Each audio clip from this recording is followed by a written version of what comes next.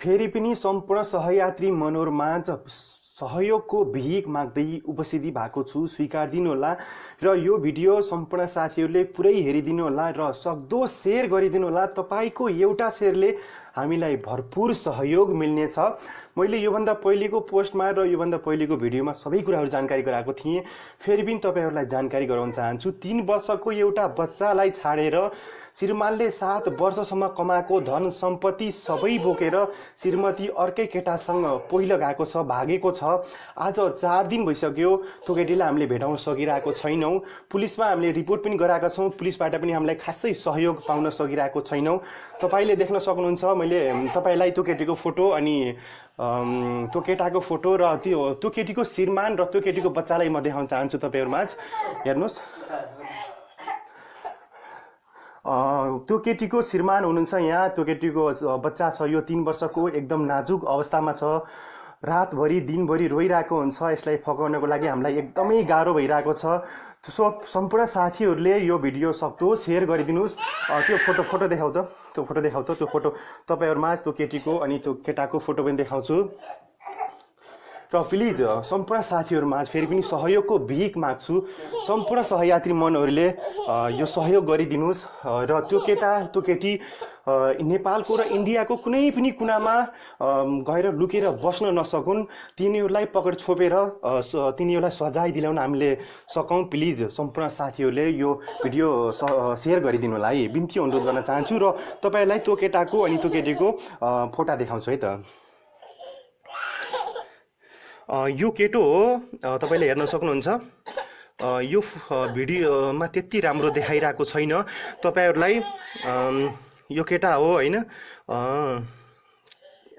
त्यो केटीको फोटो छैन भाइ, केटीको फोटो देखाउ त।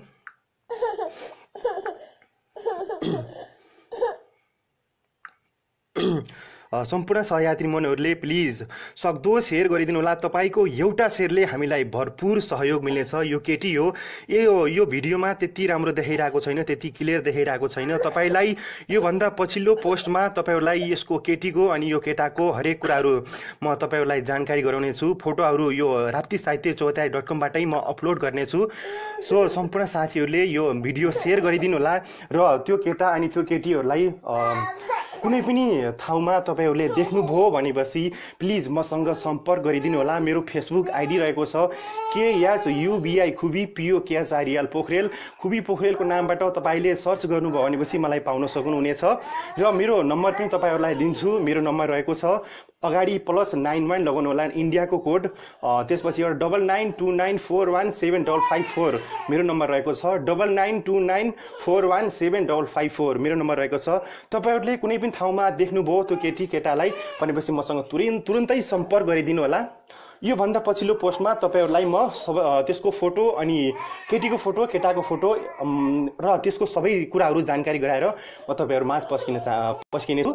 र म फेरि पनि जानकारी गराउन चाहन्छु सम्पूर्ण साथीहरूलाई, सुनिदिनु होला र सक्दो सेयर गरिदिनु होला। हेर्नुस्, बच्चा एकदम रोइरहेको छ। हामीले उसलाई फकाउन सकिरहेको छैनौँ। आज 4 दिन भइसक्यो त्यो आमा हराएको। यता देखाउ त बच्चालाई। यो बच्चालाई हेर्नुस् त, यस्तो बच्चालाई 3 वर्षको बच्चालाई छोडेर त्यो केटी अर्कै केटासँग पहिला गएको छ हैन। आज 4 दिन भइसक्यो, अत्तो पत्तो केही छैन। तपाईहरुको सहयोगले नै हामी अगाडि बढ्न सक्नेछौँ। इन्डियाको पुलिसले खासै सहयोग गरिरहेको छैन। हामी इन्डियामा छौँ, नेपालमा छैनौँ। यो इन्डियाको कथा हो। सो सम्पूर्ण साथीहरूले यो भिडियोलाई सक्दो सेयर गरिदिनु होला। म फेरि पनि तपाईहरुलाई जानकारी गराउँछु। प्युठान जिल्ला बिजुवार नगरपालिका 17 का निवासी दीपक नेपाली। एकछिन अलि उता लैजाऊ त। प्युठान जिल्ला बिजुवार नगरपालिका 17 का निवासी दीपक नेपालीसँग खप्रेङ खोला निवासी सङ्गीता नेपालीको विवाह 7 वर्ष अघि प्रेम विवाह भएको थियो। उहाँको 3 वर्षको बच्चा पनि छ। राति सँगै सुतेको, बिहान बिउजिँदा गहना कपडा पैसा र घरमा आवश्यक किम्ती सामान बोकेर श्रीमती फरार भएको छ। अहिले 4 दिन भइसक्यो। हामीले कुनै पनि सहयोग लिन सकिरहेको छैनौँ कतैबाट र हामीले पक्ड्न पनि सकिरहेको छैनौँ तिनीहरू कहाँ गएको छ, के गरिरहेको छ भनेर। मोबाइल स्विच अफ भएको छ। मोबाइलबाट हामीले लोकेसन निकाल्न सकिरहेको छैनौँ। त्यो केटालाई हामीले चिन्दैनौँ। हुनलाई नेपाली हो रे भन्ने कुरा चाहिँ हामीले बाहिर सुनिरहेका छौँ। त्यो केटाको नम्बर पाइरहेका छौँ। त्यो केटाको नम्बर पाएर पनि हामीले त्यसलाई केही पनि गर्न सकिरहेको छैनौँ। अब भोलि पर्सितिर पेपरमा छपाउने र पुलिसले कल डिटेल्सहरू सबै निकाल्छु भनिरहेको छ। र फेरि पनि म जानकारी गराउँछु, योभन्दा पछिल्लो पोस्टमा तपाईँहरूलाई त्यो केटाको त्यो केटीको फोटाहरू पाउनुहुनेछ र त्यसको सबै कुराहरू जानकारी गराउनेछु।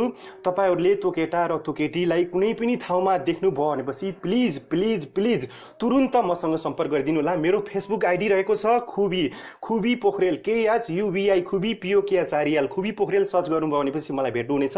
र मेरो नम्बर रहेको छ +919929417554। यसमा सम्पर्क गरिदिनु होला प्लिज प्लिज प्लिज। र सक्दो सेयर गरिदिनु होला। तपाईँको एउटा सेयरले हामीलाई भरपुर सहयोग मिल्नेछ। यतिखेर पछाडिमा थुप्रै साथीहरू आइरहनु भएको छ, थुप्रै साथीहरूले हेरिरहनु भएको छ। मैले सम्पूर्ण साथीहरूको एक एक गरी नाम वाचन गर्न सकिनँ, सोसरी भन्न चाहन्छु।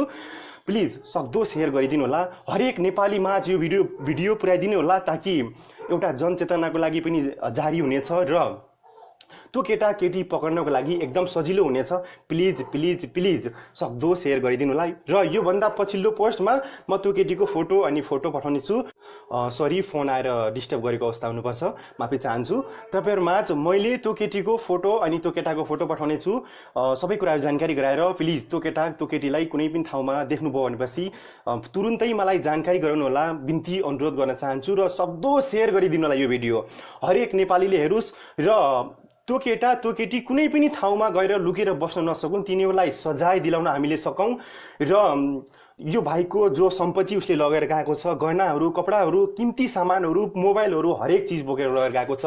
7 वर्षको कमाइ यो बिचारा बच्चालाई एक्लै छोडेर 3 वर्षको बच्चालाई श्रीमानले 7 वर्षसम्म कमाएको धन सम्पत्ति सबै लगेर त्यो सबै हामीले वापिस लिन सकौँ र त्यो केटा केटीलाई सजाय दिलाउन सकौँ।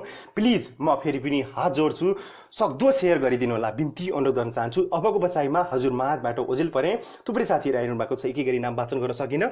म फेरि पनि जानकारी गराउँछु। प्युठान जिल्ला बिजुवार नगरपालिका 17 का निवासी दीपक नेपाली सँग खप्रेङ खोला निवासी सङ्गीता नेपालीको 7 वर्ष अघि प्रेम विवाह भएको थियो। उहाँको 3 वर्षको एउटा बच्चा पनि छ। राति सँगै सुतेको, बिहान बिउजिँदा गहना कपडा र कीमती सामानहरू पैसाहरू बोकेर श्रीमती अर्कै केटासँग भागिरहेको छ। हामीले आज 4 दिन भयो पक्र्न सकिरहेको छैनौँ। पुलिसमा कम्प्लेन्टहरू गरिरहेका छौँ, पुलिसबाट खासै सहयोग पाउन सकिरहेको छैनौँ।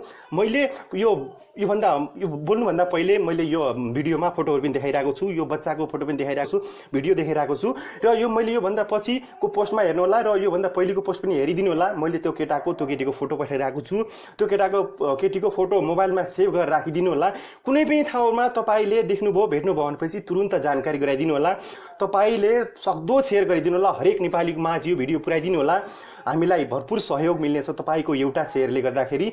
अबको बसाइमा हजुर माझबाट ओझेल पर्न चाहिँ फेरि अहिले थानामा जानु छ, के भइरहेको छ बुझ्नुपर्ने छ।